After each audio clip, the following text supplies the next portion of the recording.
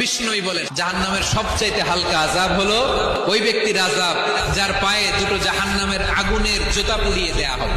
ওই আগুনের উত্তাপে তার মাথার মগজগুলো ভাতের মারের মতো টপ টপ টপ টপ করে বেয়ে বেয়ে পড়বে।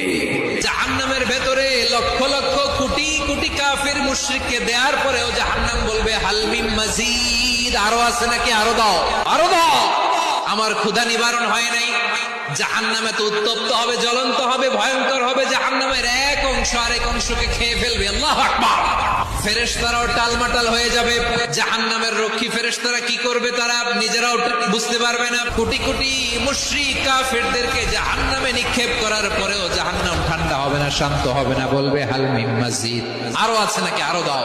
তখন আল্লাহ তাআলার কুদরতি পা জাহান্নামের ভিতরে ঢুকিয়ে দিবেন। দেওয়ার সাথে সাথে জাহান্নাম থেকে আওয়াজ আসবে আত আত বিইজ্জাতিকা বিকারামিকা, আল্লাহ আপনার ইজ্জতের কসম, যথেষ্ট হয়েছে, এনাফ এনাফ, আর লাগবে না। সুবহানাল্লাহ বল।